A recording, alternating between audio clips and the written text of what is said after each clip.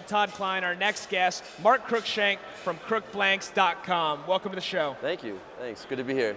Good to be here. And this piece of wood here in front of me looks like a piece of art. Tell us what we're looking at.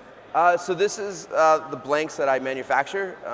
It's very similar to the way a foam blank would come. It's got the rocker built in, and it's designed or kind of to work the way foam would work for a shaper. So the idea is that a professional shaper would shape this the same way and approach it the same way they approach foam. And what is used to cut that?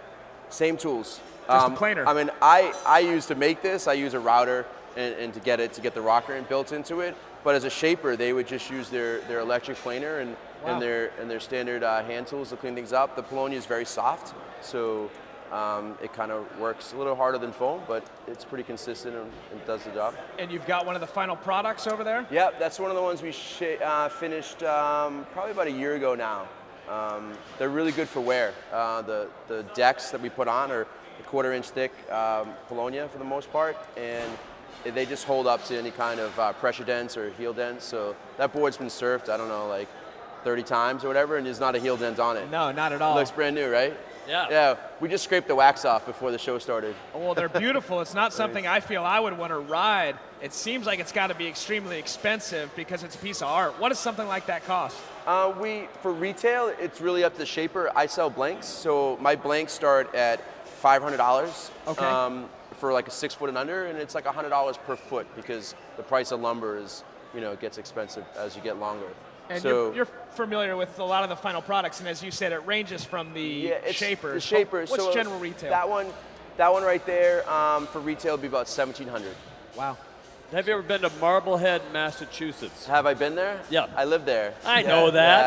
Yeah. Tell me about your inspiration. What drove you to this? So I've built a lot of wood boards before, kind of out of the kit way, where I was shaping them and assembling them. And it really, I wasn't getting the final product I wanted. I wasn't getting the shape board professionally done. And so I really kind of went through the process, and I went through a few iterations to get to this product where I built a blank that a professional shaper can take and shape the same way in the same process he does foam, so the quality is the same. Okay, so the difference between what you offer and not putting down, but just the difference between this and another wood board.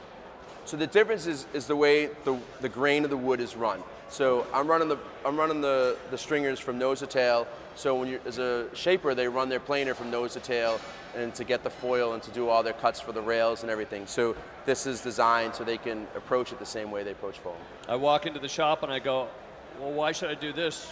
Shouldn't I do foam? What's the difference? What's the advantage from this over foam?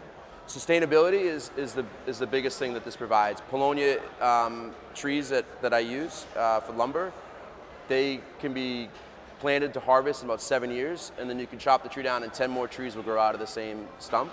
So as from a sustainability standpoint, it's amazing.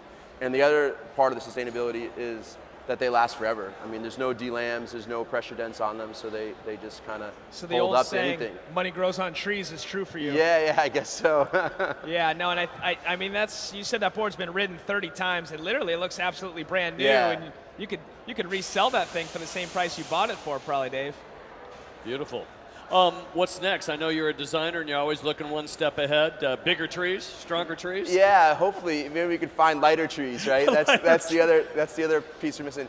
But what's next for me is I deliver a product like this, and it requires a shaper to kind of do a shape like this, and then it gets decked, and they have to finish it up. So what I'm going to next is where I take electronic file from somebody, and I can get it dialed in and pre-deck it for them. So the shaper is, the time that they spend working on the board is really cut down, and they can just kind of clean up the deck, cut the outline and do their rails. And so the time to market for them, it can be a lot faster. So they won't be spending a few hours. They'll be spending like their typical 1 to 2 hours on a board, and they'll have it out there in the market. Who gave you the nickname? Crooked. What? Oh. Is it crooked or? Crooked, yeah. Oh, it's crooked, okay. Yeah, so my last name is Cruickshank. It's pronounced like crooked or Cruickshank. So yeah, I kind of got the name. I was working in a bike shop, and there was like the running joke, everything came in crooked. So I don't know. It's just stuck. So crookedblanks.com. Yes. Crookedblanks.com. Well, Mark Cruickshank, thank you very much. Yeah. Thanks Beautiful for having me, guys. wood. I would love to have one of those boards, but well out of my ballpark. Crumbs off the loaf for someone like Dave here. Yeah. But great to have you on the set. Best of luck to you. Hope you've enjoyed the show.